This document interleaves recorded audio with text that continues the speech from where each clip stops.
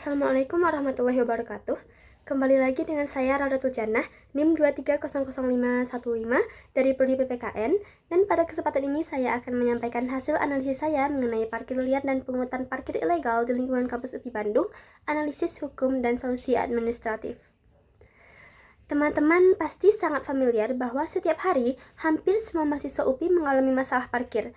Di gedung parkir motor, banyak kendaraan diparkir tidak sesuai blok atau marka parkir yang sudah ditentukan. Bahkan ada yang ditempatkan di jalur naik turun antar lantai, sehingga jalur vertikal jadi sempit dan rawan kecelakaan. Ini adalah parkir liar internal.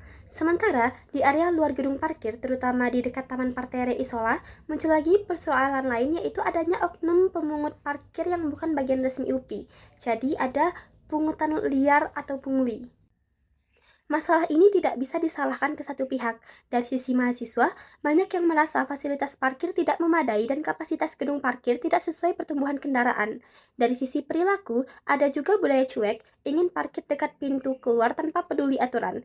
Dari sisi pihak kampus, selama SK pengaturan parkir belum resmi dan tegas, maka ruang kebijakan masih abu-abu. Hal ini sejalan dengan riset soal budaya sadar hukum yang menekankan bahwa disiplin publik harus dibangun dari hal sehari-hari.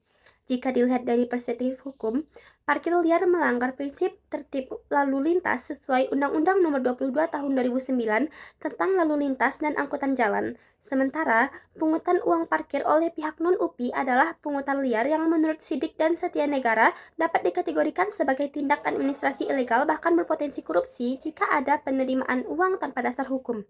Maka solusi tidak cukup sekedar menegur mahasiswa atau mengusir oknum. Kampus harus menerbitkan SK resmi tentang tata kelola parkir.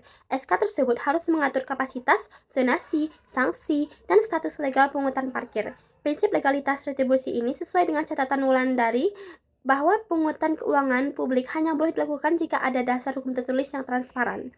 Selain itu, mahasiswa harus diberikan edukasi hukum.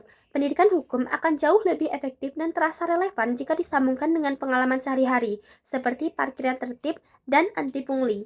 Jadi, bukan hanya aturan yang diperkuat, namun juga kesadaran budaya. Kesimpulannya, masalah parkir di UPI bukan hanya soal parkir, tapi soal tata kelola, budaya disiplin, dan prinsip legalitas. Solusi terbaik adalah kombinasi, menertibkan sistemnya melalui kebijakan resmi kampus, dan menumbuhkan kesadaran hukum mahasiswanya. Dengan begitu, kampus bisa lebih tertib secara fisik dan lebih sehat secara budaya hukum. Sekian yang dapat saya sampaikan. Terima kasih dan wassalamualaikum warahmatullahi wabarakatuh.